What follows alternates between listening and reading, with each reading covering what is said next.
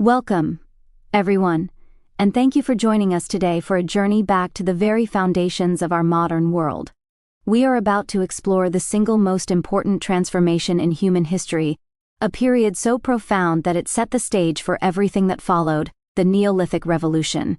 This was not a sudden event, but a gradual process unfolding over millennia, roughly between 10,000 and 2000 BCE, where humanity made the monumental shift from a lifestyle based on hunting and gathering to one centered on agriculture and settled life.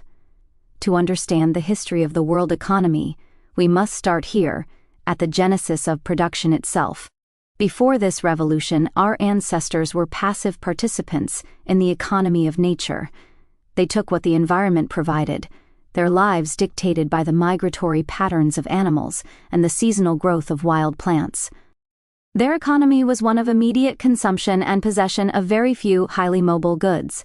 The concept of producing, of deliberately altering the environment to create a surplus of food, was virtually non-existent. This nomadic existence, while successful for hundreds of thousands of years, imposed strict limits on population size, social complexity, and technological development. The Neolithic Revolution shattered these limits. It was, in its essence, the birth of a new relationship between humans and their environment, transitioning from mere extractors to active producers. This shift first emerged in several key regions independently, known as the cradles of civilization. The most famous of these is the Fertile Crescent, a sweeping arc of fertile land stretching from the Nile Valley in Egypt, through the Levant, and into the Tigris and Euphrates river valleys of Mesopotamia. It was here that wild grasses like emmer and einkorn wheat and barley were first domesticated. Almost simultaneously, parallel revolutions were occurring in China along the Yellow River, with the domestication of millet and later rice, in the highlands of New Guinea with taro and sugarcane, and in Mesoamerica with maize, beans, and squash. This independent emergence tells us that this was not a matter of chance, but a global response to changing climatic conditions at the end of the last ice age and a growing human understanding of the natural world. The why behind this revolution is a subject of much debate.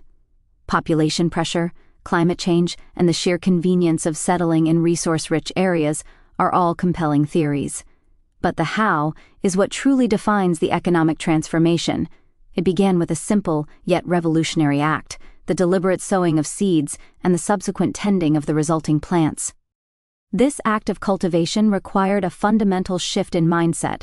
From short-term gain to long-term investment, it required planning, patience, and a new form of labor that was both demanding and sedentary. This was the dawn of delayed gratification, a cornerstone of all future economic activity. The domestication of animals followed a similar path. Wild sheep, goats, cattle, and pigs were gradually brought under human control, transitioning from being prey to being resources. They provided not only a reliable source of meat but also secondary products, milk, wool, hides, and crucially, muscle power for traction and transport. This animal labor would later become the world's first engine, multiplying human productivity in ways previously unimaginable. The implications of these twin developments, plant and animal domestication, were nothing short of earth-shattering. They created the world's first productive assets. For the first time, humans were not just finding wealth, they were creating it from the ground up.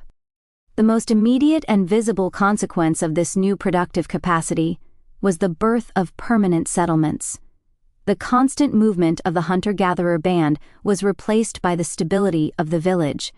People could now build substantial homes, storage pits, and communal structures because they were no longer compelled to follow their food sources.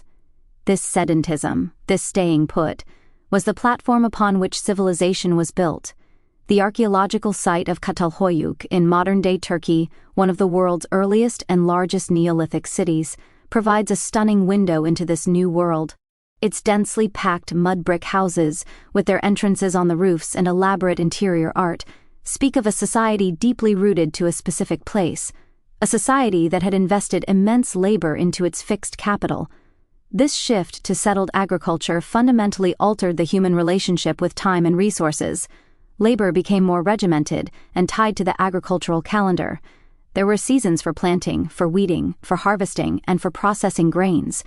This required a new form of social organization and discipline. The day was no longer spent in the varied pursuits of the hunt or forage, but in the more monotonous, though ultimately more productive, tasks of farming. This new economy also generated the world's first significant surplus. For the first time, it was possible to produce more food than was immediately necessary for the survival of the community. This surplus is the absolute prerequisite for all economic and social complexity. It allowed for the support of non-food producing specialists. If everyone didn't have to spend every waking moment finding food, then some people could do other things. This is the genesis of the division of labor. We see the emergence of full-time potters, weavers, toolmakers, and eventually priests, traders, and chieftains. Craft specialization led to massive leaps in technology. The need to store the agricultural surplus drove innovations in pottery, leading to the creation of durable, fired clay jars and pots. The need to harvest crops efficiently led to the development of sophisticated sickles with flint blades set in wooden handles. The grinding of grains for flour was revolutionized by the saddle quern, a simple but effective grinding tool. Textile production emerged with the spinning of wool and flax into thread, and the weaving of that thread into cloth on looms. Each of these technologies represented an investment of time and skill, a form of capital that increased the productivity and comfort of society. Furthermore, this surplus created the possibility for trade beyond the simple, informal exchange of luxuries that existed among hunter-gatherers. Settled communities could now produce specialized goods in quantities large enough to trade with neighboring villages. Obsidian, a volcanic glass prized for its sharp edges, was traded over hundreds of miles from sources in Anatolia and the Mediterranean. Seashells, rare stones, and other valuables found their way across vast distances, creating the first nascent trade networks. This was not yet a market economy, but it was the beginning of a systematic exchange of goods between communities, an exchange made possible by the agricultural surplus. This surplus also became the first object of large-scale organized conflict. Why simply gather what nature provides when you can take the stored grain and livestock of your neighbors? The defense of the surplus, the granaries, the herds, the fertile lands, became a primary concern, leading to the fortification of settlements and the development of more organized forms of warfare. The management and, crucially, the control of the agricultural surplus led to the most profound social transformation in human history up to that point, the emergence of pronounced social stratification and the concept of private property. In earlier, more egalitarian hunter-gatherer societies, property was largely limited to personal, portable possessions, tools, weapons, ornaments. Land and its resources were typically held communally. Agriculture changed this dynamic forever. The investment of labor in clearing land, building irrigation ditches, and tending crops season after season fostered a new sense of ownership. This land, improved by my family's sweat, is our land. This concept of usufruct, the right to use and benefit from something you have improved, is likely the germ of private property rights. As some families proved more successful, more industrious, or simply luckier than others, inequalities in wealth began to emerge.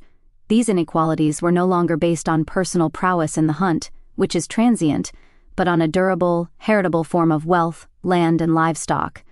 Wealth could now be accumulated and, most importantly, passed down to the next generation. This created self-reinforcing cycles of inequality, where wealthy families could marshal more labor, clear more land, and produce even greater surpluses, widening the gap between them and their less fortunate neighbors. This economic stratification provided the foundation for political hierarchy, the need to coordinate community efforts, to build large-scale irrigation works, to store and redistribute the surplus in times of famine, to organize defense, created roles for leaders and administrators.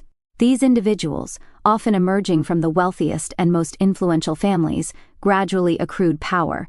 Their control over the community's surplus gave them immense leverage. They could provide food for specialized craftspeople, who then worked for them, enhancing their prestige. They could fund communal projects that benefited everyone, but also solidified their own authority. Over time, what began as temporary, earned leadership likely solidified into inherited, institutionalized power. We begin to see evidence of this in the archaeological record. While a site like Catalhoyuk shows remarkably little evidence of major social stratification in its early phases, with houses being largely similar in size and wealth, later Neolithic and Chalcolithic sites tell a different story. We begin to find distinct differences in burial practices. Some individuals are interred with elaborate grave goods, fine pottery, jewelry, weapons, and tools, while others are buried with nothing. This is a clear indicator that society was now recognizing and formally institutionalizing differences in status and wealth that persisted after death. The emergence of a social elite, a class of people who did not have to engage in manual food production but lived off the surplus created by others, was a direct economic consequence of the Neolithic Revolution. This was the birth of class society, a structure that would define economic relations for millennia to come. The farmer, tied to the land, produced the surplus that supported the priest, the warrior, the chief, and the artisan. This relationship between producer and non-producer, between the taxed and the tax collector, became the fundamental engine of early state formation and economic development. The long-term economic and ecological legacy of the Neolithic Revolution is a complex tapestry of incredible achievement and profound challenge. On one hand, it unleashed an unprecedented wave of human expansion and innovation. The ability to produce food reliably led to a demographic explosion. Historians estimate that the global human population, which had been measured in the few millions for most of our history, began to climb steadily, perhaps increasing 100-fold over the course of the Neolithic. This growing population, in turn, provided the labor force for ever more ambitious projects and fueled further technological advances. The economic paradigm born in the Neolithic, production, surplus, specialization, trade, and social stratification, provided the template for all subsequent economic systems. It created the conditions for the next great leap, the urban revolution and the rise of the first civilizations, in Mesopotamia, Egypt, the Indus Valley, and beyond. These states, with their written records, monumental architecture, and complex bureaucracies, were simply the logical, if spectacular, culmination of the economic processes set in motion by the first farmers.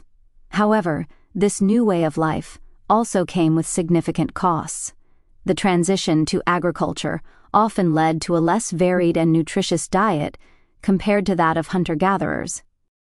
Skeletons from early agricultural societies often show signs of nutritional stress, such as tooth enamel defects and iron deficiency anemia, and a decrease in overall stature. The close proximity to domesticated animals also exposed human populations to a host of new infectious diseases, smallpox, measles, influenza, that would become the scourge of humanity for centuries. Socially, the rise of hierarchy and property led to new forms of conflict, inequality, and oppression, particularly for women, whose social status may have declined with the new emphasis on property and inheritance. Ecologically, agriculture began humanity's long and often destructive process of reshaping the planet to its needs. Forests were cleared for fields, irrigation systems altered hydrologies, and the intensive use of land led, in some places, to soil depletion and erosion. The very act of domestication, of selecting for certain traits in plants and animals, reduced genetic diversity, and made our food sources more vulnerable. In many ways, the environmental challenges we face today have their roots in the agricultural practices pioneered during the Neolithic. In conclusion, the Neolithic Revolution was not a single event, but a fundamental reorientation of the human enterprise. It marked the moment we began to consciously manipulate our environment to create wealth, moving from a life shaped by nature to one where we began to shape nature itself. It gave us the village, the concept of the future, the division of labor, and the tragic but powerful realities of social class and private property. It was the birth of production, and with it, the birth of economic history. The choices made by those first farmers, what to plant, where to settle, how to organize, echo down the millennia to our own modern global economy. Thank you so much for your attention, and for joining this exploration of the very dawn of economic history.